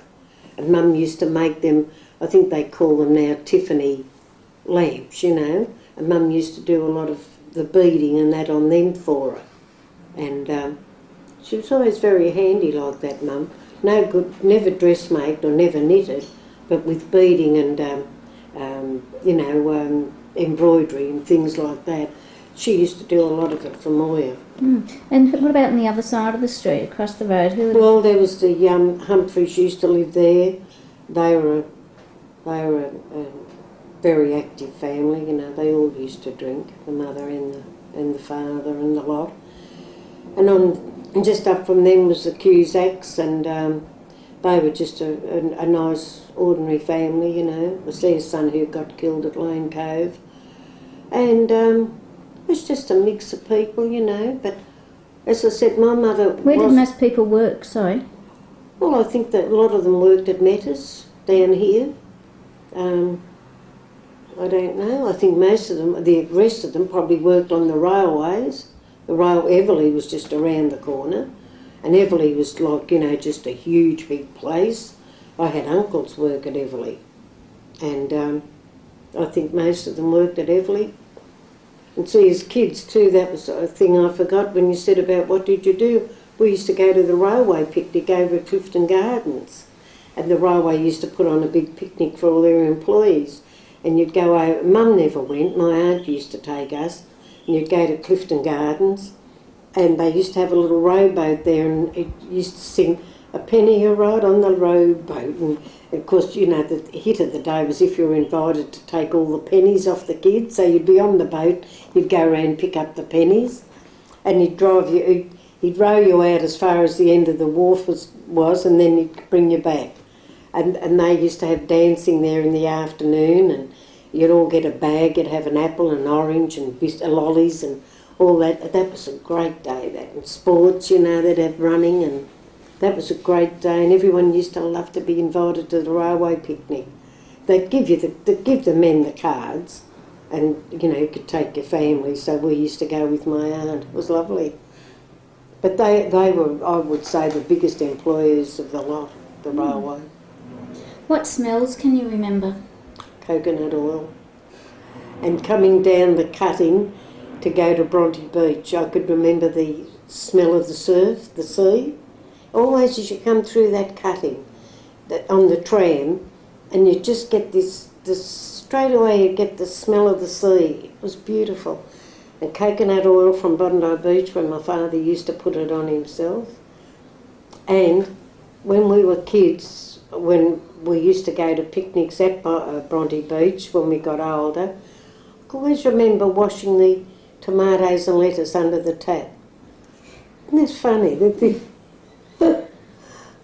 What site, when you think back to Erskineville in the 30s, what sites or images come to mind? The milkman in his cart with his milk things where you had to go out and take your milk jug out. The baker in his horse and cart selling the bread. And the rabbit-o man and the man with the clothes props. 6pence for a rabbit and 6pence for your clothes props. I always remember them coming up the street and, you know, singing out. And the aldermen. Can you remember any local characters? Not really, no. What about local? Only the local shopman, like Harry, what was his name? Burton. He was the barber. And that seemed, when you just said about him, that seemed where all the men used to sit out there, and Dad would go up and see Harry Burton, and he was the barber. But it was, I think that's where a lot of the men used to go and talk and, you know, see. And old Jack Cincotta, he owned the big fruit shop, and everybody would go to Cincotta's, you know, for their fruit and whatever, vegetable. And it was a big, well, he used to have the big shop across the street, then he moved over to this side of the street. And but they were characters only brought about by their line of business, I think, you know. Were there any local crims? Probably plenty, but we never ever knew of any of them, you know. Were there any people that you had to avoid, or that you were warned about? No, never. Okay. What were the most popular newspapers of the time? I suppose the Truth. Yeah. We weren't allowed to read it. I thought, we weren't allowed. Mum used to go off ahead. We weren't allowed to read the Truth. Okay. What about magazines? What were the popular magazines? The only one I ever remember was the Start. As I said, I remember the start of the Woman's Weekly. Okay. Let's see. Can you remember any jokes from your childhood, or riddles? No, not really. Tricks? No. What about songs from that time? Oh, plenty of songs. Just all the old standards, you know, like Brown Eyes and Oh, Am I Blue and God. Oh, When There's a Rainbow on the River. Oh God, there's so many of them, and now I can't remember them. A lot of the old Fred Astaire songs, that would have been about that time. A lot of what you call them too, Al Jolson's songs. Everybody did Al Jolson. If you had a party or anything, everyone was an Al Jolson. Mammy, all those old ones of his. What was the other one? Mammy and Have a Party, and I'll remember them all. No, the music was good in them days. Great. Was it as polluted at that time as it is now? How do you remember sort of the condition of the atmosphere, if you like?